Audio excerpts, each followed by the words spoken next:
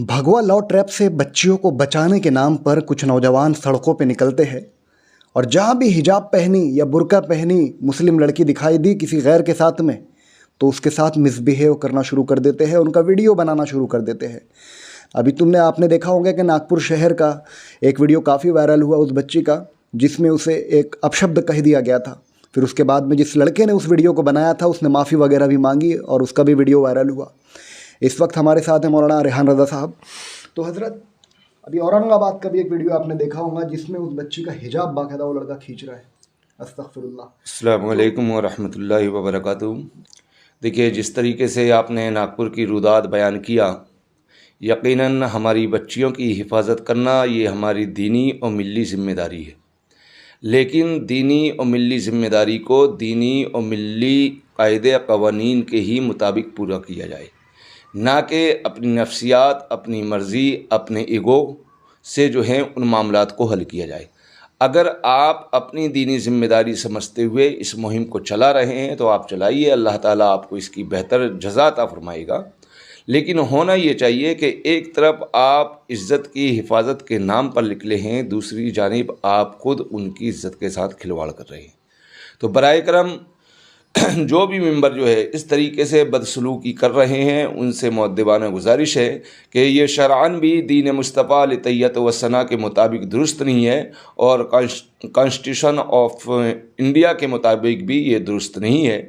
आप दीनी एतबार से भी मुजरिम बन रहे हैं और दुनियावी एतबार से भी मुजरिम बन रहे हैं। तो मेरे भाई, आप हिफाजत के लिए निकले हो तो आपको पहले अपनी ख़ुद की हिफाजत के ताल्लुक से सोचना चाहिए, इसलिए कि कोई भी मुहिम वही बेहतर होती है जो अपने घर से शुरू की जाए, अपने आप से शुरू की जाए। अगर हमने अपने आप को दीनी और मिली पैराए में अगर नहीं डाला है और हम जाकर लोगों के दरमियान में यूँ ही जो है सिर्फ भाषणबाजी या वीडियोबाजी से अगर काम करना चाहें तो काम नहीं होने वाला है। क्या क्या तरीके हैं जिसकी बुनियाद पे हम अपनी बच्चियों को गैरों के साथ में इस तरह से मुर्तद होने से बचा सकते हैं? देखिए, अव्वलन तो माँ बाप की जो ज़िम्मेदारी थी वो बिल्कुल माँ बाप उसको फरामोश कर चुके हैं। सिर्फ माँ बाप की ज़िम्मेदारी ये नहीं है कि बच्चा पैदा हो गया उसको कपड़े अच्छे पहनाना है और अच्छा खाना खिलाना है, बल्कि अव्वलन माँ बाप की ज़िम्मेदारी है। रसूल पाक अलैहिस्सलातु वस्सलाम फरमाते हैं कि जब किसी के यहाँ औलाद हो तो उसकी 3 ज़िम्मेदारी है। अव्वल ये कि बेहतरीन उसका उम्दा नाम रखिए। मसलन लड़का है तो अब्दुल रहमान, अब्दुल रहीम, अब्दुल मुस्तफ़ा, अब्दुल मुर्तज़ा, ग़ुलाम अली, ग़ुलाम मुस्तफ़ा। इस तरीके से आप दीनी और अपने बुज़ुर्गों, अपने असलाफ़ के नाम पर बच्चे का नाम रखें तो उस नाम की बरकत भी उसे हासिल होती है और ज़िंदगी में कभी जब वो गुनाह की जानिब कदम बढ़ाता है तो एक मर्तबा ज़रूर, अगर ना पूरी ज़िंदगी सही तो एक मर्तबा ज़रूर वो अपने सिर्फ नाम की वजह से अपने कदम जो है गुनाहों से पीछे खींच लेता है। लेकिन आज मामूल जो है हमारे माशरे के अंदर ये हो गया कि बच्चों के नाम फैशनेबल हमें चाहिए, बिल्कुल नए नए नाम चाहिए। जी एंटिक नाम बतलाइए मौलाना साहब।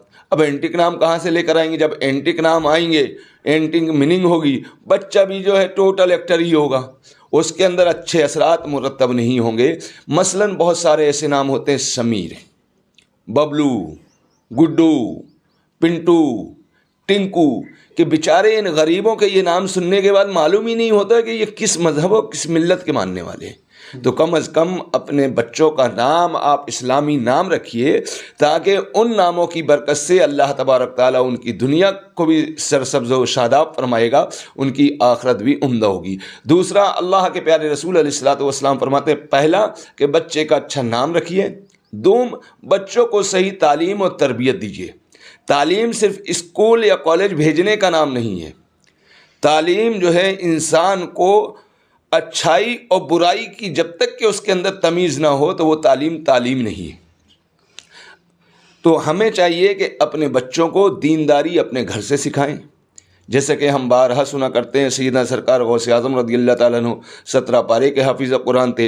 हज़रत सैयदना बाबा फरीदुद्दीन गंज शकर अली रहमत रिज़वान को नमाज़ पढ़ाने के लिए वालिदा ने मुसल्ले के नीचे शक्कर रखना शुरू कर दिया था। तो माएँ बहुत अच्छे से जानती हैं कि उनके बच्चे को अगर जो है हमें राग़िब करना है तो वो किस चीज़ की वजह से जो है हमारी बात को मानेगा। तो ये ज़िम्मेदारी माँ की है। अव्वल बेटा हो या बेटी, जब तक कि वो घर से बाहर निकलने के काबिल नहीं हुआ है, ये माँ की जिम्मेदारी है कि उनके अंदर दीनदारी पैदा करे, उनके अंदर जो है شعور اسلامی پیدا کریں، اسلامی تعلیمات کا ذوق و شوق ان کے اندر پیدا کریں۔ آج کیا وجہ ہے کہ آج جو ہے ہمارے معاشرے کے اندر مجاہد تیار نہیں ہو رہے؟ کیا وجہ ہے کہ دور دور تک کے اولیاء کرام کا نام و نشان نظر نہیں آتا؟ ظاہری طور پر جب ہم تاریخ ماضی پڑھتے ہیں تو ہر علاقے میں بے شمار اولیاء کرام رضوان اللہ تعالی علیہم اجمعین کی الگ الگ علاقوں کے اندر جو ہے جلوہ افروزیاں تھیں، لیکن آج جو ہے سارے کے سارے علاقے خاموش اور ایک دم خالی ہو چکے ہیں۔ اس کی وجہ یہ ہے کہ ہم تربیت ان کی اسلامی معاشرے، اسلامی تعلیم کے مطابق نہیں کر پا رہے ہیں۔ تو میری گزارش ہے ماں باپ کو، اسکول سے پہلے آپ کی ذمہ داری ہے، آپ کا بچہ ہے اسے کلمہ طیب سکھائیں، اسے اسلامی تعلیمات سکھائیں، اسے بزرگان دین، صحابہ اکرام، اللہ رب العزت کے تعلق سے، آقا علیہ الصلوۃ والسلام کے تعلق سے اس کا عقیدہ کیا ہونا چاہیے۔ یہ عقیدہ ہمیں دینا پڑے گا کہ اللہ کے سوا کوئی معبود نہیں، یعنی اس کے علاوہ کوئی بھی پرستش کے لائق نہیں ہے۔ ہمارا خالق، ہمارا مالک صرف اللہ ہے، ہمیں کسی غیر کی طرف جانے کی، جھکنے کی ضرورت نہیں۔ دوم، محمد مصطفیٰ صلی اللہ تعالی علیہ وسلم کو اللہ رب العزت نے اپنا محبوب اور نبی و رسول بنا کر ہماری ہدایت کے لیے دنیا میں بھیجا ہے، اور اللہ تبارک تعالیٰ نے بے شمار اختیارات اپنے پیارے محبوب علیہ الصلوۃ والسلام کو عطا فرمایا ہے۔ کونین کی کنجیاں مصطفیٰ جان رحمت کے ہاتھ میں اللہ رب العزت نے عطا فرمایا ہے۔ تو ہمیں چاہیے اللہ کے تعلق سے، اس کے رسول کے تعلق سے، اس کی کتابوں کے تعلق سے، فرشتوں کے تعلق سے جو اسلامی عقائد و نظریات ہیں وہ اپنے بچوں کو بچپنے کے عالم میں ہی ان کے دل و دماغ کے اندر ہم ڈال دیں۔ تو یہ ہو گیا تعلیم کا معاملہ۔ دوسرا، تادیب، ادب کا معاملہ، کہ ان کو آپ ادب سکھائیے، حسن سلوک کس طریقے کے ساتھ، حسن سلوک کے ساتھ اپنی زندگی گزارنا ہے۔ اگر کبھی کسی کے ساتھ کوئی معاملات ہو جائے تو آپ درگزر کر کے کام نکال سکتے ہیں، کبھی آپ کے ساتھ کوئی معاملات ہو جائیں تو آپ جو ہے صبر کے ساتھ میں اپنا معاملہ مکمل کر سکتے ہیں۔